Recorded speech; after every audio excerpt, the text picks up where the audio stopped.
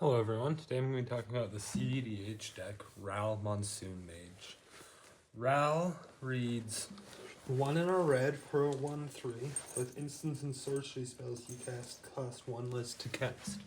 Whenever you cast an instant or sorcery spell during your turn, flip a coin.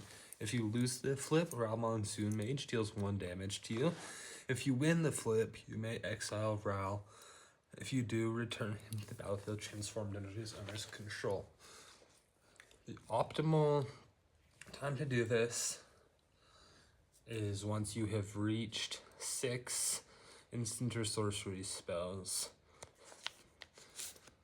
So look at the back. Back is an Izzet Planeswalker. It has 2 base loyalty, but will enter the battlefield with an additional loyalty counter for each instant and sorcery spell you've cast this turn. It has a +1 to make instant and sorcery spells cost 1 less, a -2 to deal 2 damage, divide as you choose among 1 or 2 targets. If you draw a card if you control a blue permanent other than Ral. And the one we care about is -8. Exile the top 8 cards of your library. You may cast instants and sorcery spells from among them this turn without paying their mana costs. This is why the optimal flipping time is when you've cast 6, so it'll enter with 8 counters and you can ult it immediately. This deck is, as you could guess, is all about manual storm. You're trying to go off fast and cast as much spells, drawing cards, getting through your deck, and getting to your lines to win as fast as possible. Generally, this deck is capable of pushing starting turn 1, depending on your hand, and generally don't want to be pushing later than turn 3. So now let's get into the deck and see how it does its. The first thing we're going to talk about that helps this deck work is mana enablers. There's stuff like Treasonous Ogre, right? It's pay 3 life to add 1 red. It can just give you a lot of mana. Every turn 1 win I've got has involved a Treasonous Ogre. As well as stuff like Electro and Burgie, where it just adds a red. Burgies, and whenever you cast any spell, Electro is only instants and sorceries, but also lets you keep the mana through steps and phases. Stormkiln Artist is whenever you cast or copy it, you get a treasure. And Tavern Scoundrel is whenever you win a coin flip, create 2 treasures. It's slightly less reliable, but with Ral out, you're flipping coins every time you cast instant sorceries during your turn. So whenever you win one, you create 2 treasures. All of these are good. Some of them, and having at least one of these 3 for sure is essential for some of the next combo we're going to talk about.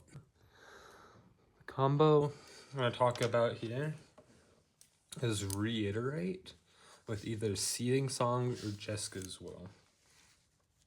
Seething Song is more consistent. Jeska's Will does require opponents to have a certain number of cards in hand. We'll go over for it with Reiterate. So Reiterate is 1 red with buyback 3, copy target instance or sorcery spell. You may choose new targets for the copy. So the way this works is with Ral reducing mana cost, you'll cast, just say, Seething Song for 1 in a red. Then holding priority, you will spend 5 mana to cast Reiterate on it with buyback. That will resolve, it will return to your hand, the copy will go off, and you can do it again. By itself, this is just mana neutral. If you have, but does give you infinite storm count. If you have Ska, Burgie, or Electro, becomes mana positive. Jeska's Will, you have it's the same thing, but you have to have an opponent with enough cards in hand for it to work. If there's someone with enough, you can get infinite mana without even one of these. But as well as it can give you card advantage as well. Next, we're going to talk about some of the other card advantage this deck runs. So as a manual Storm deck, this deck runs a lot of ways to draw cards. Most common are stuff like this, where you discard a card to draw 2, or this, where you exile the top 2 and can play them. Let's go through the discard to draw first. The first, Witch's Mark. It's discard a card. If you do, draw 2. You may discard a card. If you do, draw 2 cards. Create a Wicked Roll token attached up to one target creature you control. The Wicked Roll is somewhat important, as it can help you win through one ring protection if that happens to be out when you're trying to push. You can loop it through stuff like Underworld Breach and just put the Wicked Roll on the same thing, removing and just making each opponent lose a life. You just got Abandoned Attachments, Romantic Rendezvous, Sazakap's Brew. So when you can give someone a fish to buff your creatures, it's never going to be relevant. You don't need to do that. Demand Answers can also sack an artifact. Highway Robbery can also sack a land. So it's those. We'll look at the exile ones. Well, Rob the Archives. This has casualty, so you can copy it. And you'll exile top 2 cards of your library. You may play them this turn. Glimpse the Impossible. Exile top 3. If you don't play them, you get a Eldrazi Spawn, which gives you some mana.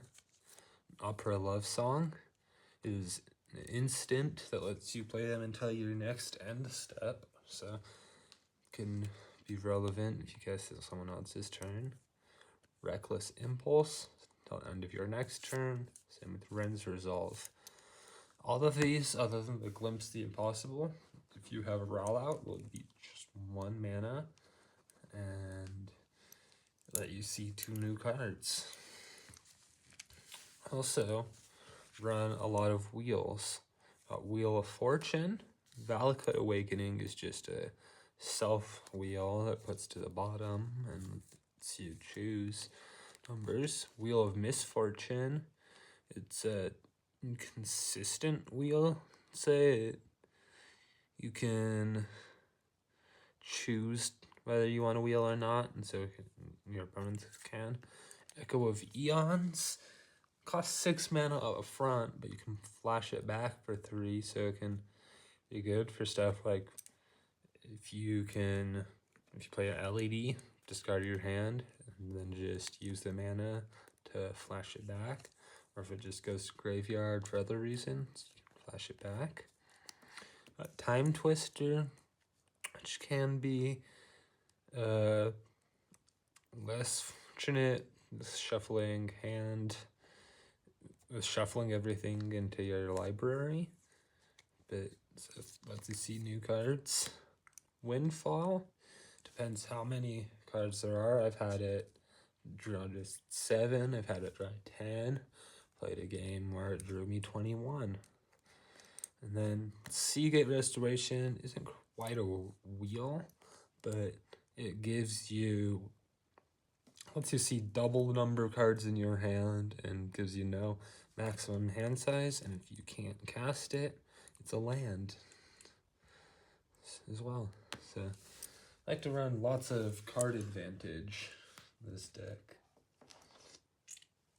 Next we'll look at some other valuable things.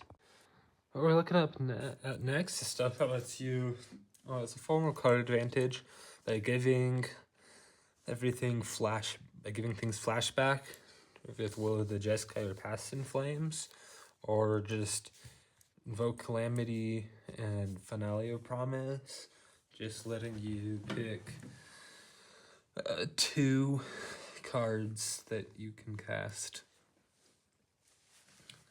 So it's just, now I promise you put in X, choose 1 instant and 1 sorcery with mana value less than X and cast them, and they'll be exiled. If X is 10 or more, copy each of them twice. Invoke Calamity, it's 2 red X. Invoke Calamity is quadruple red and 1. Cast up to 2 instant and or sorcery spells with total mana value 6 or less without paying costs. Past in Flames is 4 mana. Each instant sorcery in your graveyard gains flashback equal to its mana cost. It has flashback itself for 5 mana. Will of the Jeskai does the same thing, but also has gives each play, if you have your commander, you can have it be a wheel that only sees 5 cards. And relevantly, that will happen first. So if you choose to do that and discard stuff, the instant and sorceries you discard will gain flashback. Next, let's look at just some of the storm finishers we've got. The 3 big storm finishers we run. So we've got Grape Shot, which is just 1 damage with storm. If you want to get storm count high enough, grab that card, just shoot everyone down. Mind's Desire. Once you get a storm high enough, you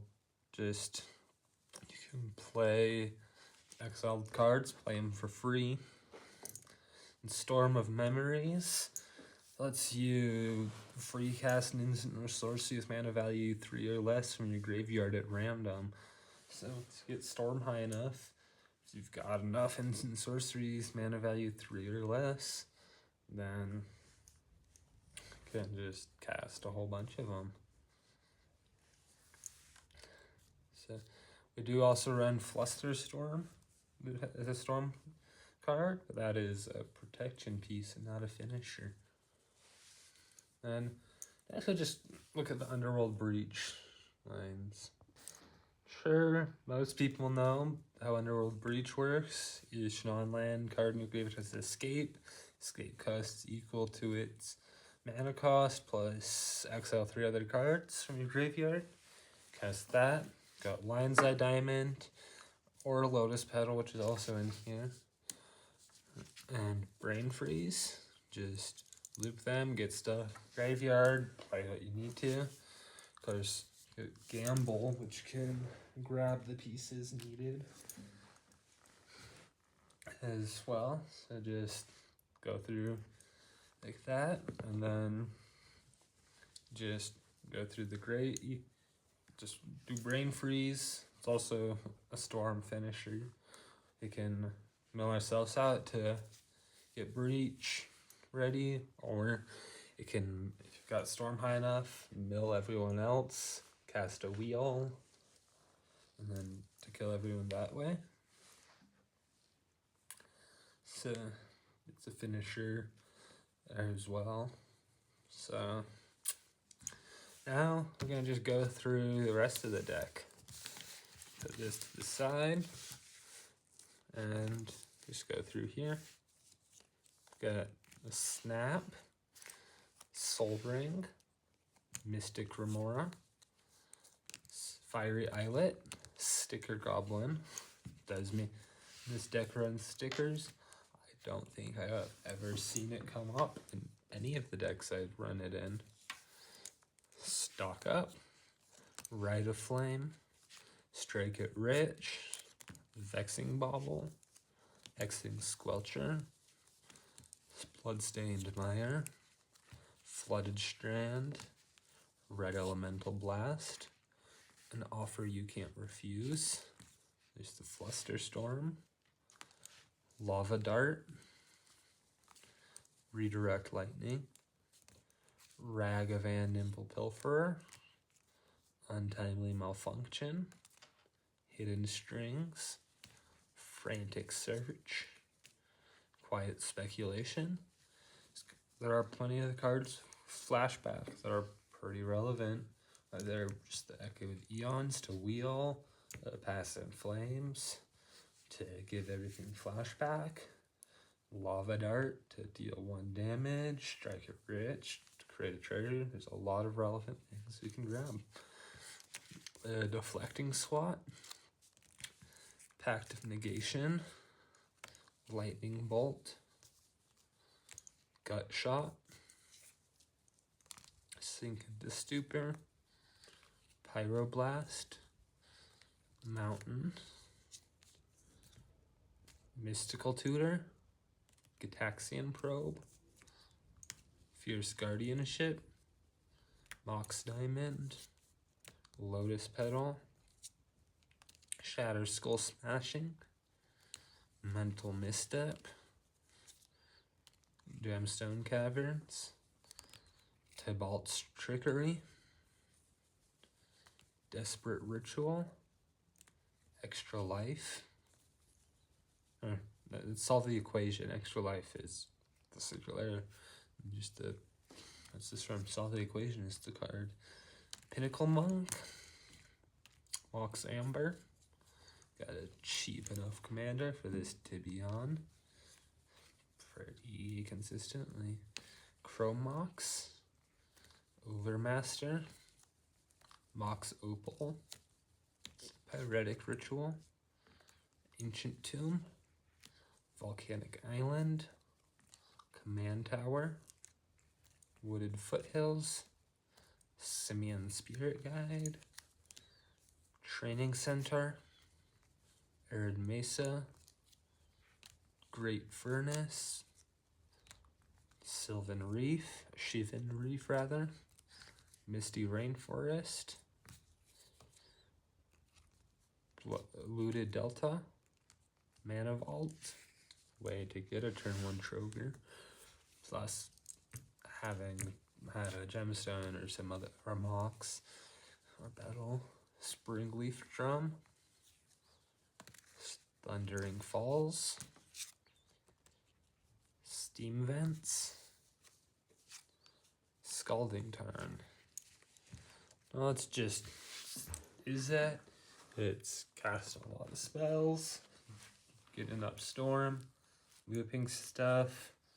You'll try to ult Ral multiple times in a turn when you're going for it. You'll flip it, you'll ult it, hopefully just killing it, hit spells, do something to kill it, recast it, try to flip it again, ult it again, try to recast it. It is known to be a scary fast deck, so when playing it, people should mulligan for protection or counter spells to try to stop you. It is very fast. It can, if it doesn't win early, it does still have the potential to win later. As one as early as turn 1, as late as turn 5. So it's some consistency, and all in all, I found it a pretty fun deck. It's the only non-green cEDH deck I play. But always, I'll have a link to my deck list and to the RAL Discord in the description down below. Be sure to check them out, and have a nice day. Please like and subscribe. Bye.